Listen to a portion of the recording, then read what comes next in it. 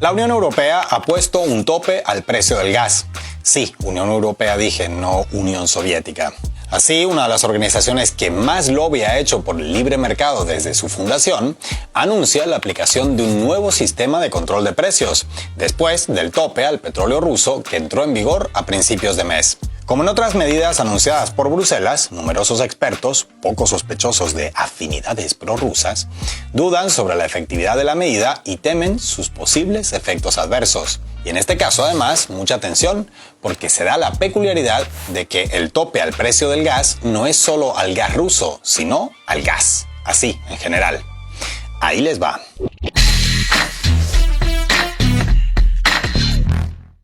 La Unión Europea decidió regalar a su ciudadanía e industria un tope al precio de gas en estas fiestas navideñas. Pero ojo, porque podría tratarse de un regalo venenoso y explosivo, como el gas. No en vano, los 27 miembros del Club de Bruselas estuvieron medio año debatiendo la idea y ni aún así llegaron a algo remotamente parecido a la unanimidad. Hungría rechazó la medida. Austria y Países Bajos se abstuvieron y Alemania la aprobó después de imponer tantas condiciones que para muchos el tan sonado acuerdo quedó prácticamente reducido a algo invisible e intangible, como el gas. Ni siquiera los países que apoyaban y hasta exigían la medida quedaron convencidos del todo, al considerar que el tope impuesto es demasiado alto y por tanto inútil. Pero, ¿en qué consiste la medida exactamente? ¿Cómo se aplicará y bajo qué condiciones? Atentos que luce medio enredoso, pero se entiende, aunque que se entienda no implica necesariamente que tenga mucho sentido, pero bueno, ese ya es otro tema. 180 euros por megavatio hora es la cifra a recordar. Ese es el tope en su definición más cruda. Lo que ocurre es que viene acompañada de tantas otras cifras que por momentos parece un trabalenguas matemático. La cosa va un poco así. La Unión Europea prohibirá en su territorio que se adquiera gas por más de 180 euros por megavatio hora cuando la diferencia con la canasta de precios mundial sea superior a los 35 euros por megavatio hora y esta se mantenga durante más de 3 días seguidos. Esta es la definición con sus primeros asteriscos. Es decir, para que el tope se active deben cumplirse 3 condiciones. Que el precio de la canasta europea supere en 35 euros o más al del resto del mundo, que el de la Unión Europea sea mayor a los 180 euros y que ambos supuestos ocurran durante 72 horas ininterrumpidas, ni más ni menos. Si por ejemplo la canasta europea está en 190 euros y la mundial está en 150, es decir, hay una diferencia mayor a 35 euros, en este caso de 40, y esta se mantiene en ese rango durante 3 días o más continuos, entonces se activa el tope y en el territorio europeo no se permitirá importar gas por más de 180 euros por megavatio hora. ¿Me siguen? Bien. Pero fíjense que si los precios anteriores se mantienen en esas cifras por 1 o un par de días seguidos, pero no 3, el tope no se activa, por lo que podría darse la circunstancia de que la Unión Europea no activará el tope aunque los precios en una misma semana superaran los 180 euros el lunes y martes, jueves y viernes y también domingo y lunes de la semana siguiente. ¿Todo claro? ¡Excelente! Con ustedes siempre es un placer hacer videos. Pero esperen, porque hay más.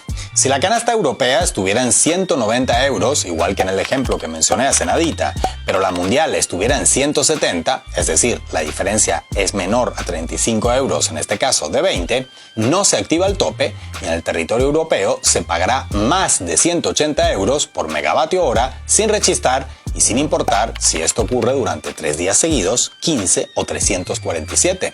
Entonces, como ven, de entrada y por definición, el tope máximo de 180 euros no es un tope máximo de 180 euros, sino que es un tope que depende, de que depende, como cantaba Jarabe de Palo. Es decir, la tan cacareada medida viene siendo como alguien que anuncia a los 4 vientos que renuncia a fumar, excepto algunas contadísimas excepciones, cuando está en compañía de amigos fumadores, en ocasiones especiales como cumpleaños, bodas, bautizos, funerales y días laborables y también festivos, pero que eso sí, se compromete a no fumar mientras duerme.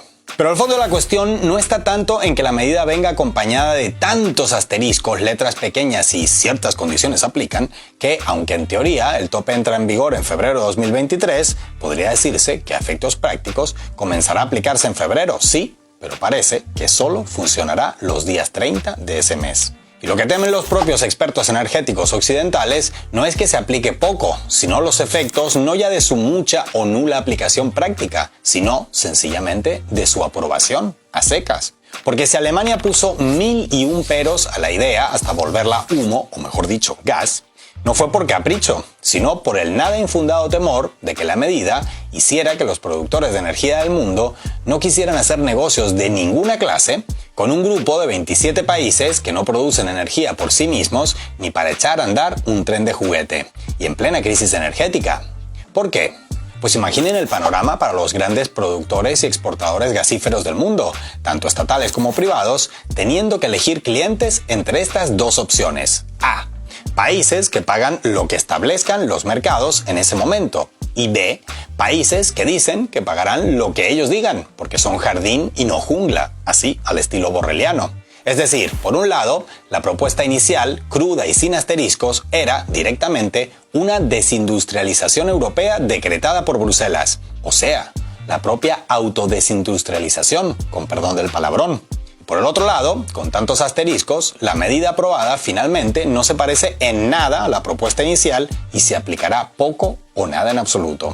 Entonces, probablemente a estas alturas muchos de ustedes se pregunten ¿por qué 6 meses de agrio debate y esfuerzo para aprobar una medida que se aplicará, si acaso, una vez a la cuaresma y que incluso como papel mojado podría tener efectos perjudiciales para la economía de quienes la aprobaron y la global?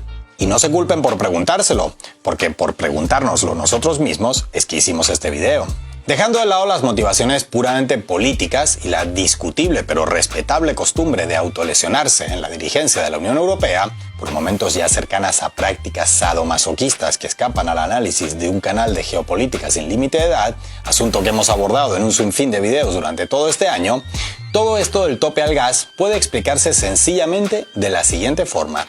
Bruselas quiere que no se repita algo que causaron ellos mismos y quiere que no se repita aplicando medidas a los demás en lugar de aplicárselas a sí misma.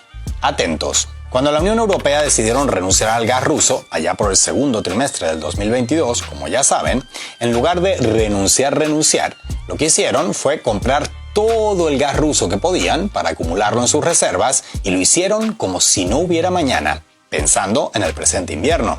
Y no solo compraron hidrocarburos en cantidades nunca antes vistas a Rusia, sino también a países como China o la India, que a su vez se lo habían comprado a Moscú. Lógicamente, estas masivas compras nerviosas, tanto directas como a través de terceros, por pura oferta y demanda, hicieron que los precios del gas batieran récords. ¿Quién fue el responsable de ese repentino encarecimiento? Según la Unión Europea, Rusia.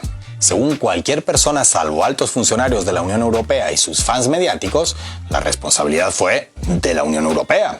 Entonces, en lugar de regular las compras en su territorio para que la sobredemanda no distorsione los precios del mercado, Bruselas busca distorsionar los precios del mercado para así satisfacer su sobredemanda, afectando potencialmente los precios a nivel mundial.